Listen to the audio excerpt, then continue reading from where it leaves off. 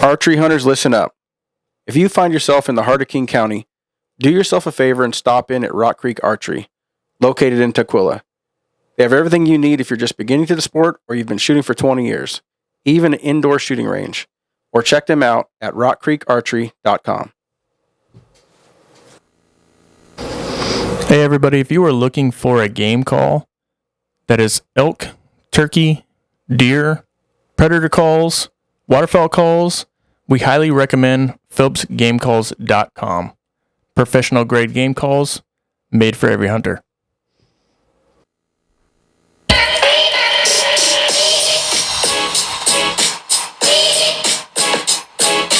Welcome back to the Ridgeline Hunting Podcast, brought to you by Phelps Game Calls, with your hosts, David Crane and David Sandana.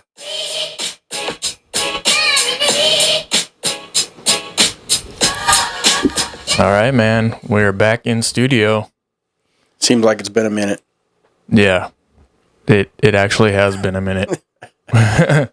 We preloaded a bunch of podcasts, so we haven't really been in the studio in a few weeks. So, well, we were hitting it pretty hard. We were for 2 weeks straight, sportsman show events and interviews, and so we thought we got this under control. We're like, oh, this is no problem. We can let's not do it this week. And so, then we had our snow, right? And yeah. Shut down a little bit. And then, my daughter had a play. If you see a play, you go to a play and you're like, oh, that's a nice play. I watched it 5 times in 10 days, which is a lot. And that was a lot of watching, but it was good, man. Feels good to be back here. Yeah, definitely. I think, being back in here and trying to put out an episode, I think it's gonna be good. Yeah, this is it is March 6th or 7th. It's the 6th. March today, 6th. yeah. Mondays and it's cold. It's cold as I'm ready for some warmth, man. Yeah, we had a buddy heater going. We have the cadet heater on full blast. And so it's like, I don't know. This room is connected to my garage, so it's not really insulated that well. Yeah. So well, I mean, it does the purpose. As soon as it gets up to temperature, it's fine. But yeah, I mean, we'll be screaming that it's too hot in here during the summertime. So I mean, it's whatever. No, I'll get an AC eventually. Right? Look it up. Well, I wanted to talk about turkey season that's coming up. It's right around the corner. Yep. That. Everybody that's been watching or listening knows that Dave and I we love turkey hunting. That's it's a lot of fun. Close to, it's a top. If we said it's top 5, we really only hunt like 5 different things. So it's in, it's like, it's automatically in there. For me, I would say it's in number 2 for me. Number 2. Number 1 is elk hunting. Okay. Number 2 is turkey. Yep. Then what? I don't know. So for me, I hate deer hunting. It's like a love-hate relationship. I do pretty good deer hunting. I usually get a deer every year, except for this past year. But it's extremely difficult and hard. It's not easy. Deer hunting here in Washington State, a lot of people, they got it down. They know their spots. They know where they want to go. For me, typically, I try to do a different spot every year. But usually late season, I always end up going back to like the traditional spot and shooting whatever's legal. Just put meat in the freezer. But it's an animal that doesn't really call. So there's no like response really. You can rattle them in. You can like snort wheeze them in and stuff like that. I've never done that. Spot and stock for me, run and gun. That's how I do most of my hunting. And yeah, man, it's just difficult. It's rough. I grew up black-tail deer hunting, and there was a period in time where I thought, I'm never going to kill one of these things because I had missed so many opportunities for silly things. I know we were want to talk turkey, but here we are, right? Yeah. So I don't remember how old I was, probably 16 when I killed my first blacktail with a bow. But I had been hunting since I was hunting them for since I was 13. 13? Yeah, with a bow. 3 years. When I started hunting, I started with a bow. And I've never killed anything with a rifle. It's been archery only. So, I've hunted with a rifle before, but, I have only for bears. There was one time I did hunt elk with a rifle one time, and that was about a 30-minute hunt. And my buddy shot a 6x6 bull. But all those circumstances, and I was young. I think I was 18 or 19 years old. But my friend of mine, he was in some financial bind, and he pawned his bow for $50. And then he had this 308 rifle, and he was like, "Hey, Dave, let's go rifle deer hunting or rifle elk hunting." So I was like, "Okay, cool, yeah, let's do that. It's gonna be super easy, right?" This was 2003. So When I remember still really good. I remember the year specifically. So 2003, we have rifle elk season coming up, and I went to the pawn shop, the same pawn shop where he had pawned his bow. Instead of getting his bow, because I didn't think that well back then. I was like, oh, I'll just buy a rifle. So I bought a 303 British bolt action, fixed sights. I'm like, I'm just gonna go out. I'm gonna shoot one of these suckers with the fixed sights, no problem. I still have the gun. I still have the gun. It's a Lee Enfield Mark IV, badass, super good shooter. Love the gun. World War II model. But yeah, that was the 1 year, and that day we went out. Freaking whacked a 6x6 on our first walk. And we went through this little row of trees. It's probably like 100 yards thick. And we ended up in this meadow, and there was a bull. I saw one. It went off to the left. So I kind of circled the tree line this way to the left. And then my buddy he was like 100 yards away from me. And all of a sudden I heard a shot. I was like, what the heck's he doing? And all of a sudden I heard him hooting and hollering, right? I go over there, and he's standing next to this big bull. And it's like literally, he shot it with a 308 Savage and lever action. And I can't remember what model, but anyhow, the bull jumped up in the air, straight up in the air, and buried its antlers in the dirt. And it was trying to get its antlers out of the ground. I mean, it was because we were in a marsh. It was like a foot deep. So when we when we got up there, I saw him stand next to it, and it's lurching. So I put my rifle towards the elk. I was like, get back from there. It's still moving. I figured it could hurt him. So we got over to it after it stopped moving. We backed out after it stopped moving. We got over and we're like, oh man, that's awesome. We got a 6x4. Oh man, that's freaking, high five and all that. Nowadays fist bump, pow, all that. So, well, we got to maneuvering it, and the rest came out of the ground. So it buried half its rack in the dirt. Oh, that's crazy. Yeah, it was buried. But yeah, so that's my rifle hunting experience. So, but the blacktails, man, I had a love-hate too. It was one of those things where I had so many opportunities that just went by, and I screwed it up. And it took like 2 years, and then there was an opportunity, and I screwed it up. And finally, I was like, you know what? I just got to go for it. My main reluctance was shooting. I was waiting for a perfect shot, broadside, perfect close, And so I had other shots, and then finally I was like, you know what? I'm not going to get a perfect shot. I'm not going to get that broadside, perpendicular shot. And freaking shot, dude, and whacked them. Deer went down. After that, I was like, then you start figuring them out. Yeah, I was like, if I get a pretty good broadside shot, like broader side shot, I'm taking the shot. It doesn't have to be perfectly square with me, So that was my turning point. And after that, I was like, yep, I was freaking whacking one a year, whacking 3 1 year, I think. 2-3 years in a row, I whacked, 3 of them a year. But it was good. But I feel you on that deer hunting, that blacktail. The Midwest guys and all those other areas where they can. I mean, it's just different, every hunting style is different, right? Mm-hmm. So, I mean, those Midwest guys or even far East Coast, hunting out of a tree stand or blind or whatnot, and they're just, picking out that perfect racked deer, for the most part. Well, I think that's probably more rare than you think. I do envy that style of hunting. It depends on if you have the property or not. Obviously, if you don't have the property or not, Luke did it the hard way, our friend Luke, and he needed to find out that there's an easier way to doing it. Because our West Coast style doesn't really work very well where he's at in Tennessee, right? And he can shoot, I don't know how many deer he can take for a resident. I'm not sure what that is. It's a lot. And he wasn't shooting any. The East Coast thing, so when I lived in New Jersey, there was a ton of whitetail deer. I didn't even know, I was moving to a hunting capital of the United States, one of them. Turkeys, they have tons of turkeys. They have tons of deer. I mean, turkeys on the freeway, right next to the turnpike. White-tailed deer like crazy. A lot of hunters there. But my friends when I was in high school there, they all had these like ranches. And I had just moved there. I only lived there for 12 months, but I made friends with some of these guys, and they were telling me about all the deer hunting they would do. But we would drive around Jersey, like where I lived in South Jersey. I lived over in Burlington County. But when we would drive around, just go to a random store and cross like a sod farm towards the evening time, there's 50 deer. That's a lot. I mean, they're everywhere. We had them in town. We had them all over. But the problem that Luke encountered was the noise. So all the leaves would fall. Yeah. And I'm not even sure what those are. Oak trees, right? All those leaves. We had the same in New Jersey. We had these big pine barrens. There'd be leaves and nettles and all sorts of stuff on the ground.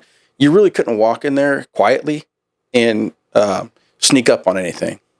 The cool part about it for me is when I would be traveling through there, if I thought something was following me, I would just stop moving. You hear it crunching behind you or wherever. Oh, yeah. Yeah. They moved the country boy down to the country. It's just a different strategy, and I mean, that's how it is anywhere. Mm-hmm. Anywhere you hunt, you're really going to have a different strategy. Kirk down in Arizona, I guarantee he has a different strategy, for hunting whatever he's hunting. He hunts everything. There's some wide open spots. There's a little bit of timber spots. I mean, it all just depends. I mean, for us, Washington and Oregon, dang near the same state. Your strategy is probably going to be close to the same. But as you go down south, it's going to open up a little bit more and stuff's going to change. But whatever with that. I am looking forward to this year, though. I'm looking forward to this year just in general. I mean, and we're going to start off with turkey hunting. But, I mean, we have fishing going on right now. Saturday. Yeah. Going fishing. And then we have a sturgeon fishing trip set up. Yep, that we're gonna hook up with my buddy Rich Eaton. He also has Big Bank Fishing on YouTube, so check that out if you want to see some just fantastic sturgeon fishing. It's insane, the giant dinosaur fish that he's pulling out of the water. I can't wait to be a part of that, and look for a video on YouTube once that happens, because that's going to be good. Bring your back brace. Those suckers, they tear you up. He was like, if you need help, I'll get in there and get. Like, no, you'll end up catching the fish. I'm not doing that. No breaks for Crane over here. I'm going for it. I love it. It reminds me of when I had first gone sturgeon fishing on the Columbia River. We had always seen TV shows of these massive fish, and we didn't know it was so cheap. It wasn't very expensive. If you were just going to go by yourself, it was probably like $1,200 because you had to have a boat minimum, right? Yeah. But we had 5 guys we'd go with. The first year we went, we were just, the night before we were dreaming about it. We're like, oh man, I don't know. It's going to be incredible. If we catch just one sturgeon, it's going to be all worth it, And we get to the dock early in the morning. I think it's like August or September. So I think it was August we would go. But it would be almost dark still. Like just barely light enough to run a boat up the river, because you don't want to navigate at night, right? Right. It's a shipping channel. I mean, they have boats come down, big massive freighters and stuff. So you wait for light, you get on the boat, start heading upriver to our spot we're going to anchor and fish from. But the very first time we got on the boat, we're probably doing 40 miles an hour on the water in this jet sled. I mean, it's like a 23 or 26 foot sled. I think it was 26, or maybe it was a little bigger, 28, 26, somewhere in there. Anyhow, he had a Motion Marine, I think it was a V6 or a V8 outboard or inboard tiller. So, I mean, this is a big motor for this boat, Cruising upriver. All of a sudden, he's like, hold on, he flips a U-turn. I was like, oh, great. He forgot something at the dock or in the truck. No, yeah, you've told this story like 6 times. Did I tell it on here? Yeah. Oh, yeah. So he getting nets a freaking shads and all this stuff. Yeah, he nets a shad. Well, we're fishing with the shad. If anybody's been listening, you know what the heck he's talking about. Anyhow, I'll fast forward. I'll save everybody the time, okay? I was like you the first trip. I was like, oh, we're not going to switch poles. We're going to catch our fish if we catch one. But first we were like, let's switch poles because we might only catch one. Well, we ended up catching 13 that day. Ooh, oh my gosh. And they were all 8 feet or more. And it was a nightmare the next day because all of our backs. The next year, the very next day after the first trip, we were like, you know what we're going to do next year? we're going to hand off the pole about every 10 minutes. Because it'll whoop you. Rich was saying, he was like, you can take a break. It's okay, because sometimes you'll fight a fish for 2 hours, depending on how big it is. But yeah, he was like, we usually go on Saturdays, so you have a day to recover, because he was like, you're going to be hurting. It does. So, and it's a different type of muscles. I mean, it's crazy, the difference. Yeah, I don't know how you train the... Well, the wrist is not a problem. You're just reeling the reel, but it's the pivot. You got to pull everything. Yeah. And it's not like... I've never done it before, so it's going to be fun. You know how when you lift weights and you have like the effort motion? And then you're like, okay, there's really little thing. It doesn't take a lot to hold it.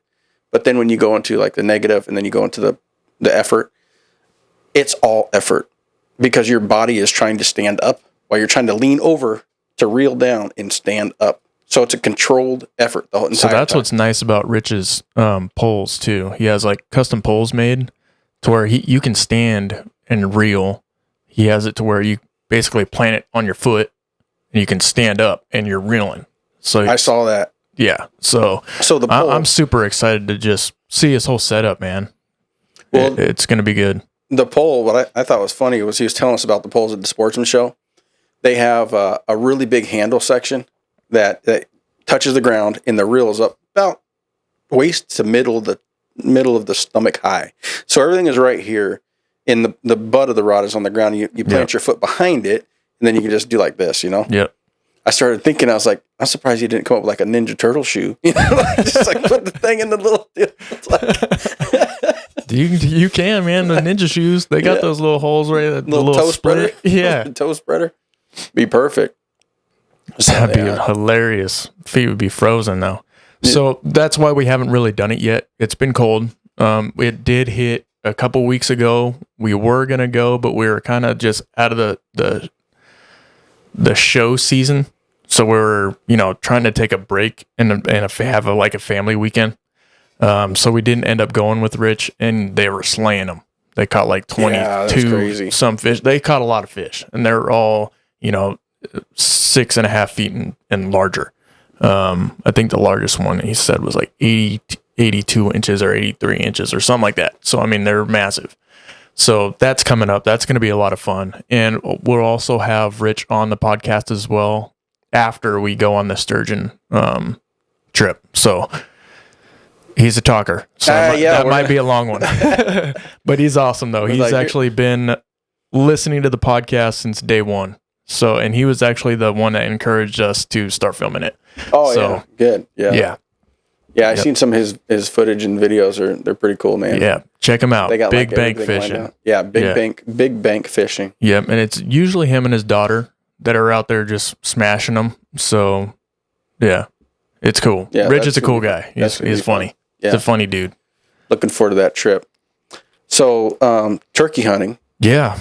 Let's get into our topic. How about that? Turkeys. We're getting sideshowed all the time. Well, we're 20 minutes into this thing. We haven't even really talked about... Are we 20 minutes in? Well, close enough. Yeah. Damn. So we looked at, in the Sportsman Show, we looked at tents and stuff. We looked at canvas wall tents. Yeah. We looked at bivvy style tents with heaters. And we pretty much decided that we're just going to roll with what we have. Yeah. I've been looking into purchasing a shelter with a stove in it, more for your backcountry style.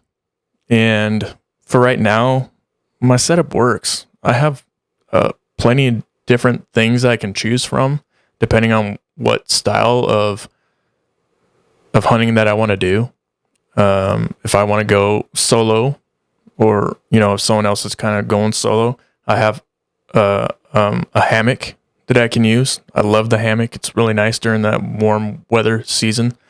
And then I have a whole bunch of different tents. I have teepee trekking pole tents, but nothing that can really have like a heater in it, or at least a stove. Only because I want to make sure that my son is comfortable when we're out turkey hunting. That was pretty much the whole thing behind getting a different shelter and something that can have heat in it. But I have a heater buddy, and I have a giant, I call it the tent mahal. It's a big old tent, just a easy up tent. It's really I mean, it sets up in a couple minutes. Yeah, it's super, super nice. It's like the size. I mean, it's probably like 10 by 12 at least. Yeah, it's good size. Yeah, it's good. I mean, Dave and I used it last year during our turkey hunt, and I would say I'm probably just going to bring that along anytime I'm camping out of the truck. I mean, it's like a no-brainer. It's super easy. So Dave kind of convinced me. He was just like, dude, don't waste your money. It was kind of like, excuse me. It was kind of like I came to that conclusion for myself and just expressed that. Yeah, yeah. It didn't take much to convince you, because it was, I'm tempted all the time to get the new thing. I always want to have, the right gear for every occasion, but there's so much gear that crosses over into every other thing. It's like, at what level of discomfort are you willing to endure for what you're doing? Right. And it's not very discomforting in that tent in the hall is awesome. No, especially when we grab the heater buddies and stuff like that. I mean, it gets really nice and it's cozy. Devin and I suffered the first weekend that we went because I was testing out a TP tent, and it's a trekking pole TP tent. It was not comfortable for him. It was comfortable for me just because I've been in the suck. I know like what sucks. And it was just a little bit too tight for him. He didn't like getting dressed like all hunched over or like sitting down, he's a full grown man. So it's like two guys in there. It's like, you don't realize like what you need to do. It's just like, hey, we're only in this tent for a small part of the day. So, it just mainly keep us dry and then keep us warm, but mainly keep us dry because you have your insulation, you have your sleeping bag. The one thing I did come to the conclusion is I'm going to buy a better sleeping bag, and I've been eyeballing them Stone Glaciers, man. I don't know if they had a very serious, like, I know they probably had a very serious ad campaign, but I'm not doubting the quality of the sleeping bag, but I am questioning, especially after watching the XO presentation with those quilts. Actually, we haven't. Well, we haven't done anything with that, but we have. So XO and Born and Raised did a like almost like a what's in my pack type of thing with the new K4 from XO, and they dove into some backcountry equipment that they had. I would call it like the backcountry gear list is what they have. Yeah, pretty much. Not like a. Like, we will be posting that up on our YouTube as well. We just haven't had time to like look at it and chop it up, or if we even need to. Haven't really looked at it. What I thought was like a genius idea, like you're in your sleeping bag, right? You got your zipper on your left side or your right side, and you go on your roll and that thing unzips. And it's like cumbersome. You have to kind of roll the whole thing or end up sliding off you. If you try to maneuver, you slide off your little, whatever you're sleeping on, right? It's slippery and you move off, right? Well, they had these really nice sleeping pads. So they start with a sleeping pad and they use these quilts, which is basically like a foot sock with an open back, and it goes over you like a blanket, but your insulation pad is the other side of that. Mm-hmm. So that was like, I was like, oh man, like an eye-opening moment, because I was like, I never even thought of that. Like I wouldn't have thought of that on my own. No, I wouldn't have thought of that either. And a lot of the, I mean, everybody, if you've been in the backcountry or camped on a pad, your heat and the warmth is in the pad. So I mean, if it's cold on the ground, the cold's going to come up through the pad. So why not insulate that? Yeah, makes sense. And they had some really nice ones they were talking about. Mm-hmm. We'll get into all that stuff when we do the video. So I think upgrading my sleeping bag is my number one. Upgrade possibly to a quilt. I know they're probably equivalently as expensive as a sleeping bag. Right. So why we're kind of getting into this during like our kind of like intro to our turkey talk is because it's still freaking freezing cold during turkey season. So we want to make sure that we have the right proper gear. So if you're new and you're getting into hunting, turkey season is a great way to get into hunting. It's an interactive animal. You can get on them. You can usually have multiple tries. Or Dave, you're multiple. I don't know. Some Let's days, not make it sound better than it is. Some days suck. Let's just say that hunting can have your bad days, but turkey season is a fun way to get out and start hunting. Mm-hmm. But you want to make sure that you don't freeze to death at night, and you have the proper gear and you're safe and all that stuff. So number one thing, you're probably going to get into camp. You're going to set up your camp. You want to have the right stuff. So one of the things that you're going to need is a nice sleeping bag and sleeping pad, because if you don't get a good night's sleep, the next day is going to suck.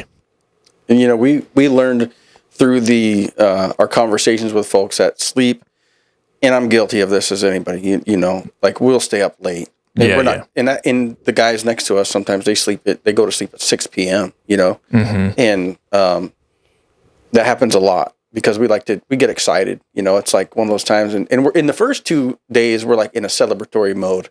We're not thinking like, oh yeah, we're going to hit it so hard. We're like, yes, finally September's here. It's nice. It's light till 10 p.m. That's what makes it difficult too. Cause it's like, you're hunting for that last hour, you know, like the golden hours at 8:30 into 9:30. I mean, I'm not sure. I'd have to look at the regs. I'm not sure when last shooting light is, but we're pretty much putting them to bed. And by the time we get back to for camp, elk season, and you get back to camp, it's super late. So then we like to talk about the day, and we go over maps and all this other stuff. And I mean, by the time we look at it, we're like, dude, it's 1 o'clock. We got to get up in 3 hours. Like, it's time to go to sleep. The bad news. So, I mean, that's one thing I learned is, you know, get more sleep. Yeah. Yeah. Your body needs to rest. Your body needs to recover, and it's not going to recover in just a couple hours. I mean, maybe if you're young, you can do that. You might be able to sustain, but if you're out on an 8 or 9 day elk hunt, your body ain't going to do that the whole time. You're going to be suffered. And then if you actually make it to the show and you get one on the ground, then you're in for a rude awakening. Then the pain kicks in. Yeah. So get some rest. We're going to do that. Sleep more. Also eat more. We go, I mean, you try to eat, but it's, you have to intentionally eat more, right? So you have like calorie deficiency. What do we calculate? I think it was like 1,400 calories a day we were doing. 14 to 1,600 calories a day. I think on our bad times, like when we really started, well, when I started hunting with Dave during elk season, we were probably only doing like 800 to 1,200 calories. And that was on like a good day. Yeah, you run out of camp, you grab a little nibble. Yeah, and we were barely eating. Like, I remember telling my wife during the summertime, I'm like, hey, I got to bulk up. And I'm in the gym a lot anyways, and she's like, what do you mean you need to bulk up? Like, I'm a small guy. And I was like, I need to put on like 20 pounds. And she was like, what, are you kidding me? Like, that's impossible. And I was like, well, I lose like 10 to 15 pounds out elk hunting, and it's because I didn't freaking eat enough food. Like, I was not bringing in food. And this goes for any type of hunting that you're doing. Turkey hunting could be the same way. So at least the way that Dave and I hunt, we do like a little run and gun. We hunt turkeys similar to hunting elk. Very similar, definitely not the same, similar. Run and gun style, spot and stock on turkeys. And we're not hunting turkeys on like flat fields. And it's mountain range, yeah. Yeah, we're hunting mountain turkeys. Funnest thing you'll ever do in your life. But so then again, we're up a ridge, down a ridge, up a ridge, down a ridge, up a ridge, down a ridge all day long. So nutrition is huge. Water intake, you need salt, you need all these things. So, Dave, what did you get at Costco? Oh yeah, you're actually drinking one right now. I am right now, yeah, because I'm freezing my butt off. So you can buy them probably in other places, but Costco has these bone broth little packets, and a lot of people have seen the liquid IV instant. You like rip the little tab, pour it in there, it has your vitamins and electrolytes in there. You mix it with water. This is a little pack like that. It's bone broth, and it's good for sipping. It has 10 grams of protein, sodium, potassium, a lot of potassium. Yep. And it's just a good little thing to sip on. I mean, it tastes great, and it's bone broth. And there's 50 calories and 10 grams of protein. So it's basically protein, but it's bone broth. So I pack those now just to make, a little sipping juice. I can use my what's that thing called? Jet boil. My jet boil, yeah. Yep, heat it up and, heat up some water and you're good to go. It doesn't have to be boiling either. Just warm enough to be warm, nice to warm drink. nice and hot. It'd be good for this turkey season that we're getting ready to head into. We're about a month out from youth season. We're about a month and a week out from our regular season. It can't come any faster. Jesus. We did just get some recent snow. So, I'm kind of concerned about that. Could be an issue. So this year I'm hoping to get my son out turkey hunting. So things have changed since the last 3 weeks or so. My son is really diving into high school football. Huge into football. Like, he never liked football growing up until like 2 years ago. He was just like, "Oh, Dad, I want to do football." He's pretty good. He's getting there for only 2 years, and he's already, he's going into his sophomore year of high school, and he's turned into a really good football player. So we started getting him into some different programs and everything. And right now they're doing a 7-on-7, goes through May, right through our turkey season, and it's on Sundays. So we might try to get him out for like a quick weekend hunt. And a buddy of the podcast and the YouTube channel, my friend Matt, he has some property in an area that's really close to a spot that has turkeys. So we might try that out. It's a little bit closer to home. So hopefully that might be our new turkey spot. And it also might be a new deer spot. Mule deer spot, yeah. Yes. Pretty good. And it's state land. That's cool. Yeah, it's awesome. There's some big smasher bucks out there. I'm going for a nice typical 4x4 muley. Or 7x7, either way is cool. Yeah, whatever. Whatever pops in I'm there. not going to be picky. But that would be nice. So, yeah, there's turkeys there. So we're going to try that out, see what happens. If not, we're going to go back to old Trusty and go for the jaunt, like way out in the middle of nowhere. So that spot we're talking about is actually the spot Billy's uncle and dad took me before I got married to Brandy. Mm-hmm. So that's the first spot I ever turkey hunted, was up there. It was crazy. That was a wild weekend. That's super fun. The first time they went, they said they had turkeys gobbling from every direction. Well, it's hard to bring in new hunters besides like our kids. Mike, my friend Mike, really wants to get into turkey hunting. But I don't want to take him to a spot that I was showed by somebody else that said, "Don't ever take anybody here." Well, numero uno, number one rule is, don't do that. But if he wants to go turkey hunting, then take him to our spot. The hard part is you need to take the opportunity to access that and see what you're doing anyway, right? Use the first year and go there. And if it's not, if it doesn't pan out for you, then go back to the other spot. But I would, definitely not bring him there, say, check it out. That's, oh yeah. I mean, there's probably plenty of people over there. It is state land, but the lodging is already taken care of, so adding somebody to that and all this other stuff, that'd be probably quite a bit of a challenge. Yeah. How's the broth, man? It's good. It's cold now, but it's still good. It's kind of chilly in here. I'd probably turn the buddy heater back on if I could. Yeah, it's chilly, but I mean, we're managing. Mm-hmm. But yeah, so yeah, when you're out, if you're new to turkey hunting, make sure you have the right equipment. The next thing I would like to talk about is gear. Yeah. Not only do you need a good sleep system, pad, or if you're not even doing that at all, if you get a what the heck? Can't even think of it. What does it have to do with? Sleeping on. A cot? Yeah, there you go. Okay. I don't even. A cot, if you get a cot, you want to make sure that it's not just like some thin nylon. Because if it is just thin nylon, you're still going to want to use a pad or something to shelter you from the cold that's going to be coming up through that nylon. And that does happen. You will freeze your butt off. Yeah, I was pretty cold. Because there's a lot of space in between there. So the cold's that's where the cold's going to sit. You're going to freeze. Yeah, no matter what, have insulation on the underside. Mm-hmm.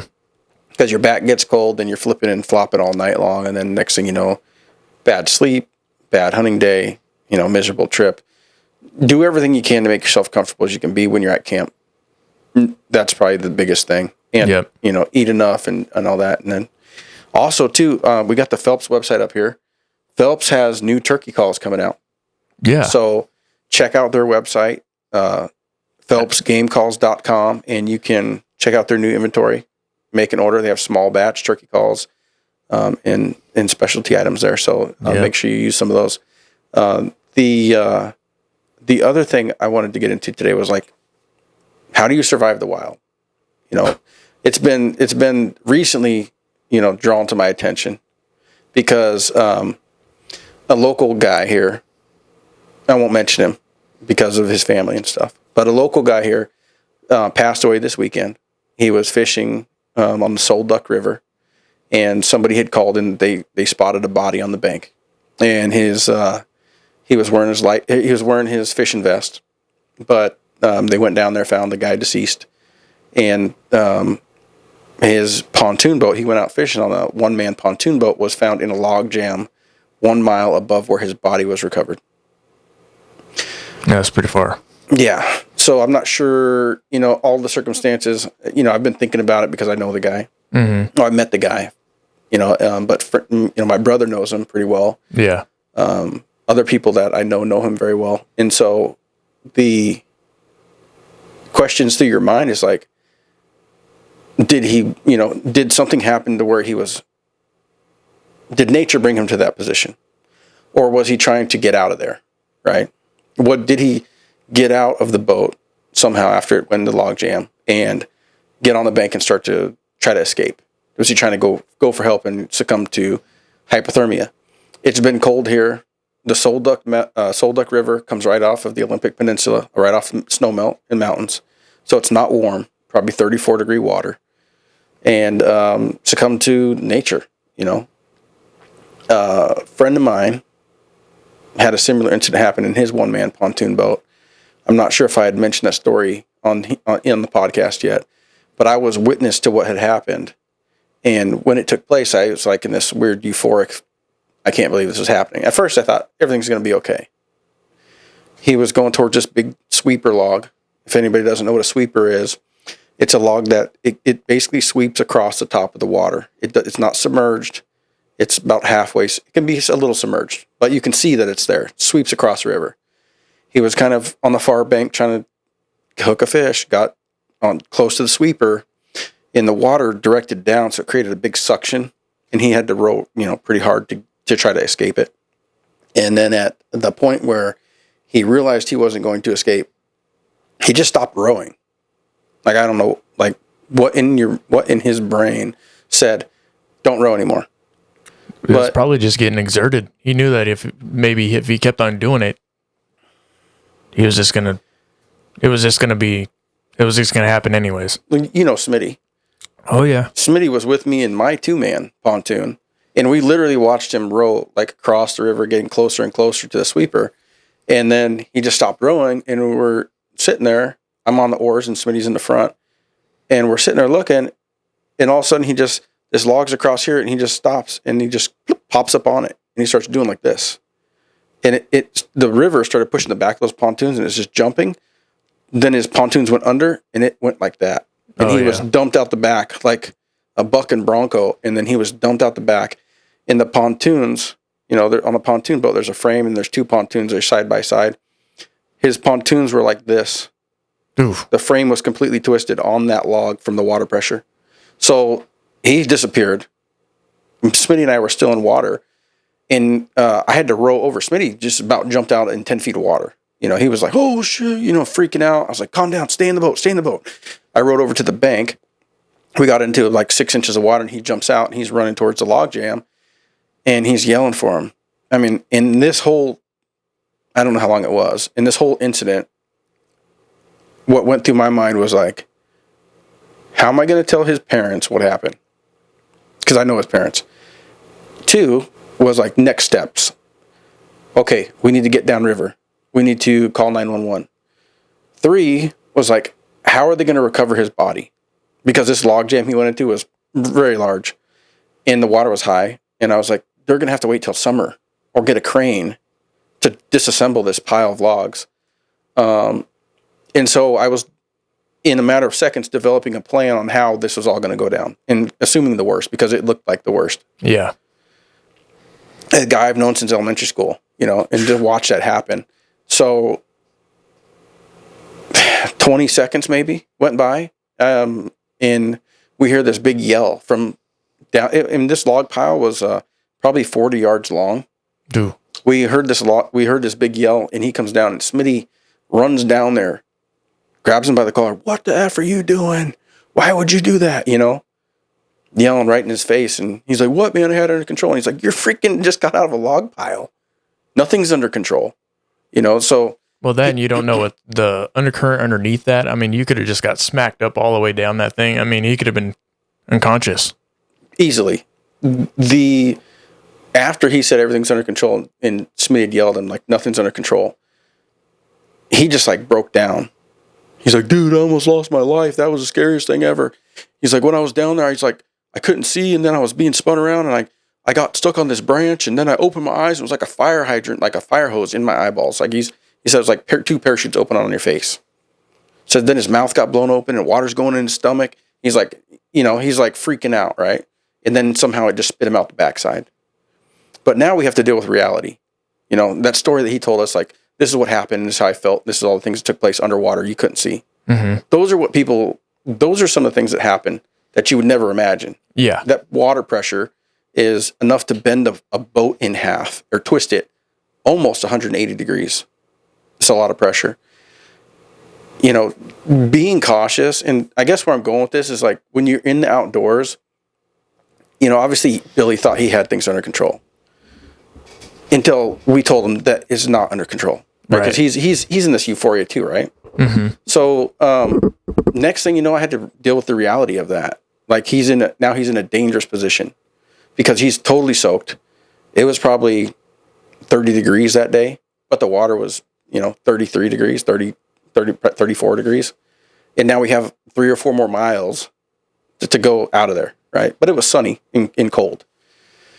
So my only thought was like, we had to get you out of these clothes because he was completely soaked. I mean, everything was gone. He wanted to salvage his stuff. I was like, forget that. We're not even trying to get anything off that boat. It's toast. You've lost all your, we could still see it, but there's no way we're going to get it. Basically what happened was I ended up leaving there in a t-shirt with my waders on and my fishing jacket. And he had all my insulation. We took him down to his skin, put all my insulation on him. We took 3 men out on a 2-man pontoon, like 3 miles out to the takeout. But what do you do in advance of that situation? How do you prepare for that stuff, right? How do you make sure that you're making sound decisions before they happen? These are all like before the accident happens. What have you done to prepare for that? Like simple things, sleeping pad, right? Make yourself comfortable. Simple things, notice hazards before you get close, right? Don't think you're strong enough to row out of a hazard because you don't know the strength of that hazard. Yeah. Those are the things like get your mind right. Don't, and it's kind of, to me, it's emotional because the guy that passed away was somebody that was pretty well known. And it happened to a friend of mine, and this instance with my friend was avoidable. And the afterthoughts that happen is not yours to deal with. I mean, you're putting everybody else in the situation too. Yeah, it's not just your life; it's also your friends, your family, your kids if you have them, a wife, girlfriend, whatever. They have to deal with that too. So I mean, don't think that your life is not worthy. Like, oh, I can do all this. There's no consequences with this. There's a lot. Mm-hmm. And it's sad. It really is sad. And in most situations, it is preventable. Know before you go. It's like one of the things in hunter's ed, know before you go. It's not just the animals that you're hunting or the area that you're at. It's the terrain, the weather. Where do you go if something goes bad? Do you have an inReach or a spot or cell service? All those things need to come to account when you go into the outdoors. And it doesn't even matter if you're going for 1 day or if you're going for 20 days. You need to know these things to make sure that you come back home. Yeah, be cautious. The number one, there was a couple of years ago, a country music star. He was going on a duck hunting trip. I think he was from Texas or something. I heard about this on the news, and he didn't come back home, and his family hadn't heard from him, and they went duck hunting. I think it was in Oklahoma. They had gone duck hunting, but they went duck hunting into a snowstorm that they knew was coming, but they figured they would be okay. And both people that went died, so it's like having an adventure is great. Being confident in your environment, that's good. Being overconfident and underprepared is terrible. That's like now you're not just having a good time and surviving something that you normally would be able to survive if you were prepared. Now you're trying to survive because you're not prepared, And I guess my whole thing here is just to make sure that you're prepared, because your head and your body, and this may not be scientifically proven, because what I think about it is like my head and my body are two separate things. Like my brain says, I can do this. I'm still young. I remember how things used to be, and I can do these things. I'm ready to go. My body says, okay, brain, I'll go along with it. You're telling me what to do. But then your body says to your brain, hey man, I can't operate. My hands don't work. And your brain says, my hands aren't working. I can't actually do this thing. I can't light this lighter. Mm-hmm. Like those are the disconnect between the brain and the body. You have to recognize those limitations. You need to recognize that before that happens. Mm-hmm. And it's hard. It's hard for humans to do that. It really is. Because if you're an outdoorsman or woman or whatever it is, you're testing the limit. And sometimes you need to be able to we need to take a step back and we need to realize that we're in trouble. And you're putting yourself in a situation to become in trouble, Yeah. And it's simple things like my buddy's mom used to always tell us every day, grab a coat, grab a coat, grab a coat. We would never grab a coat. We'd always be like, man, it was freezing cold. I wish I could grab that jacket. But you survive it because you're just going somewhere. You're going to the mall, but it's cold. You're not going to die at the mall because you're cold, right? And to kids, it's like that's the same mentality. Like, oh, I don't need to bring that raincoat. I don't really need my extra precautions, those type of things. We have situations. What happened to your buddy with the broadhead? Yeah, my buddy Scott. Hopefully, we'll be able to have him on the podcast and actually talk about what happened and how he got out and everything. But he was out. I'm not sure if he was elk hunting or deer hunting or whatever, but he was out archery hunting, and an arrow came out of his quiver and stuck him in his leg, and he needed to be airlifted out. So hopefully, Scott, if you're listening or watching, you'll be able to get on the podcast and tell your story. But yeah. It's dangerous, man. I've thought about, I solo hunt a lot. I mean, this. Dave usually knows exactly where I'm at. I usually send him something. I usually send it to my wife and Dave. And I go into some sketchy stuff, but I'm always conscious about where I'm at. If I have service, how can I contact somebody just in case I get hurt? Now I'm looking more or less like I trip and fall and break an ankle or, bust my knee up to where I can't do anything anymore. Like I can't get out. Those things are always crossing my mind, especially when I go out solo. I mean, there's a lot of people that go solo, but sometimes I'm 15 miles in the backcountry. Yeah. It's deep. There's nothing around. There's nothing around. There's no roads. There's nothing. So it's like going over a deadfall and all this other crap to get back out. Like try doing that with a broken leg. It's rough. It'd be rough.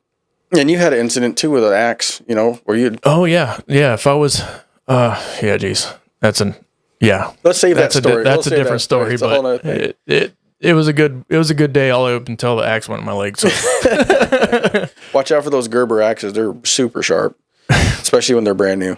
People are gonna be like, "What the heck?" You have to post a picture of the scar. We'll tell you. Yeah, we'll tell you it looks like a shark bite. Yeah, you can tell everybody you did get bit by a shark. I do sometimes. I was when I was scuba diving in Puget Sound, a little baby dogfish bit me. Sand sharks. I was, man, on the beach, sand sharks. What? Yeah, watch out. They're in the sand. I didn't want this to be a downer, but I did want to bring awareness to the environments we put ourselves in. It's not really a downer, man, but yeah, you want to bring awareness to people that are going out, or you're new, you want to get into hunting, man, just use your brain.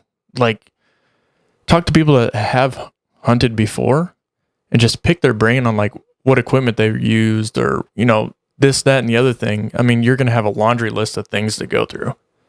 Yeah, it can be pretty long. There's plenty of people, though, that have been out there and, tested and tried and true stuff. Like, this is what you want.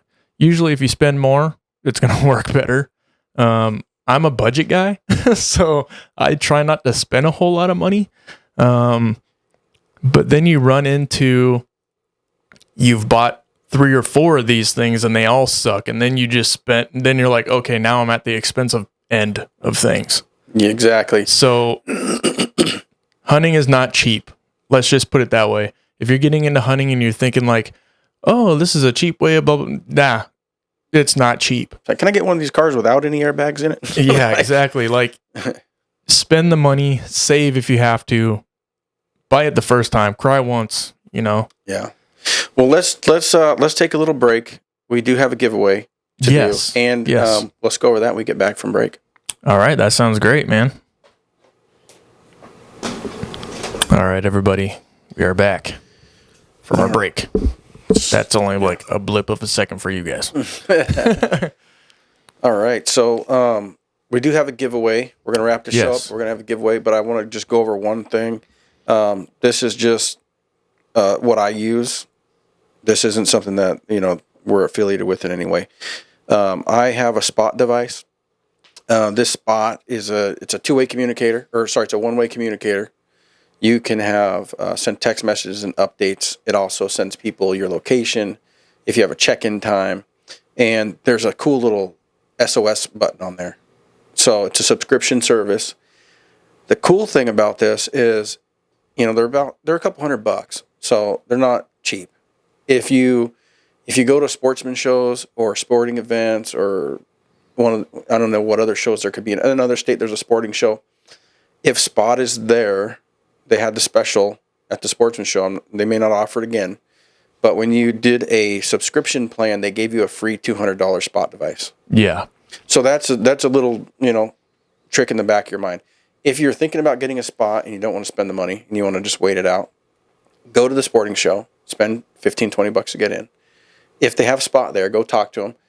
They were doing this special at the Portland show a couple weeks back, but I thought I was about to get another one. I was like, oh, that's cool. I can get 2, But they're a couple $100 for the device. The subscription's pretty cheap. You can do it by the month. You can do it for a year. You can do it for just a short period of time. It's cheaper if you do a 12-month deal. It is cheaper, but you also are not subject to, if you do a month-to-month, you can cut it off at any time. So if you only want to do it for the amount of time that you're going to be hunting, 3 or 4 months or whatever it is, you can just have a plan for the 3 or 4 months and cut it off. Yeah, you're which not is locked awesome. into it. Yeah, you're not locked into like a plan unless you do the 12-month, but you're paying for that. So and the cool part about it is if you do have an emergency, right here, I don't know if you can see that. There's a little SOS tab. The mouse is moving. Maybe you want to point at it with your finger, Dave. I can zoom in probably. Right here. So there's right there. You guys can see that. Yeah, you can see that on the screen. This little SOS tab, you flick this thing over, it flips one way or the other, but it's locked in pretty good to protect the button underneath there. There's a little red button. It's the SOS button. If you press and hold that thing, it enters emergency mode. Emergency mode, a helicopter's coming. They're going to send search and rescue, and they're going to get you. So this is what I use. I bring this with me pretty much everywhere. I mean, when I go fishing, I keep it in the truck. If I'm going on a long road trip, I keep it in the truck because, not only with the satellite help or whatever, with the OnStar, I have that. But I use this because we'll get out and we'll go on a hike. We're going somewhere on a hike. I bring that with me. But this is just one thing that can help you survive an incident if you were to have one. And it's cheap insurance. I think. And it's good to have. I actually need to get one. Speaking of being safe and all this other stuff, I don't have one. But we do when we go out. Yeah. Yeah. When we're out hunting, we have one. And yes, I go solo and I don't have those, but when I'm out solo, I usually have cell service. I haven't found a spot where where I go solo, I go all the time. I go to that same spot, and I go to that same spot because I have cell service. So one of the mountains up there actually has a cell tower on it. So I'm kind of lucky in that way that I found a spot where I always have cell service. Yeah. It's cool. So there's just one way, and there's other companies. You can get whatever you like. But just something to help. Yep. Something to keep you safer, give you some extra way to survive a situation. And you just never know. You just never know. And I was thinking about that after this weekend because, that wreck with the boat in the log jam, and he's a mile downstream from where the log was. If he had one of those with him, would that have made the difference? And it could have. My bet is yes. Yeah, it sure could have. Yeah, it's one of those situations. So let's get to our giveaway. Yeah. Now that we're all teary-eyed. Yeah. Well, before we do, let's hear from the sponsor that's actually giving away this for the giveaway. Yeah. Right. Yeah. Cool. Whatever. Section of the broadcast is brought to you by Burpaw. Burpaw.com. Use Ridge15 at checkout to receive a sweet discount.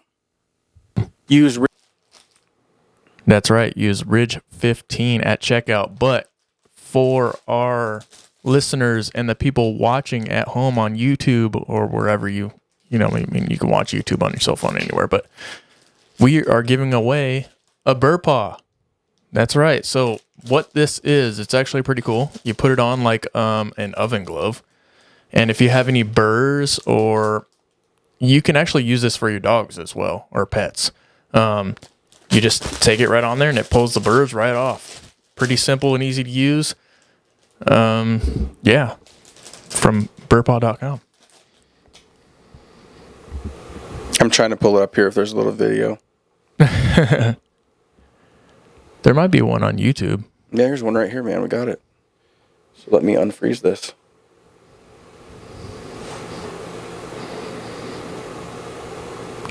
Sorry, it's taking a second, but here we go.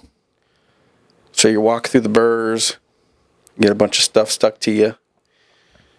But before I get back, I'm going to grab my burr paw and wipe my legs off. So I had a nasty burr incident one time. I was hunting over Moses Lake, duck hunting. And I had this. See, this guy's just working. Use it anytime. This camouflage I had, man, it would attract burrs. I mean, it didn't have to be much. As soon as it got off, I picked them all off one by one. And then I turned around and they were all over me again. Yeah. At the truck. And I was like, God, you got to be kidding me. Like, I just spent half an hour digging these things out. So these are real handy. I wish I'd had one back then. It would probably save me some time. I can remember a time I was in a hunting spot that we used to go to for deer. So here's how you use it right here, Dave. You got the burrs on you. Take your burr paw out. See how it just wipes right off? Boom. Gone. Burrs. Wiped them right off. Up here's the pet. You just wipe it like that, and they roll off the burr paw too. So, all right, let's do the giveaway, Dave. So we're gonna do it. How are we gonna do it on Instagram? Yeah. So we'll have it on Instagram, and we'll tell you how to win. So we'll do a post saying, the burr paw giveaway, and we'll show you how to win. And that's it. It's easy. So if you watch us on YouTube and you're not subscribed to Instagram, go ahead and do that. It's Ridgeline Hunting Podcast on Instagram. Yep. And then we're gonna have instructions on how you can win this burr paw. Yep. Awesome, man. Yep, that's it. Well, it's gonna be that easy. Simple. And trust me, we'll have a lot more giveaways coming up. Thank you everybody for listening and watching. This has been an awesome adventure for us, and it's only gonna get better. Yep. One step at a time. Next time you hear from us, we should be back from a fishing trip. Yes. So. Yes, hopefully that happens this weekend, but. Well, if I know me like I think I do, I'll have a big picture of a fish. Yeah, so watch for that on Instagram too. So if you do not follow us on Instagram, please do so, because that is how you are going to win these giveaways. We will have a special giveaway at the end of the year on YouTube. Oh, that's a big one. It's a big one. If we can hit 1,000 subscribers by the end of the year, or actually if we just hit 1,000 subscribers, it doesn't matter when it is. If we hit 1,000 subscribers, we are going to be giving away a bow. It's a nice bow too. Is it an Elite? It is an elite. It's an elite compound. Yes. So I saw the bow. We're going to actually do a video with the bow and show it on the Instagram. We'll probably post it to YouTube as well. But it'd probably help to have it posted to YouTube. So yeah, we are going to do it to YouTube because, I mean, that's what we're pushing it up. Yeah. So we're trying to push our YouTube channel. We're going to have a lot more films coming. We're going to have, obviously, podcasts on there, usually every week. Yeah. Awesome, man. Well, let's wrap this baby up. All right. Well, thank you, everyone. Please hit that subscribe button, hit the follow button, hit the little check mark, however it is for you to make sure that you do not miss out on an episode or a video. Please check us out. And thank you very much and have a good one. Have a good night.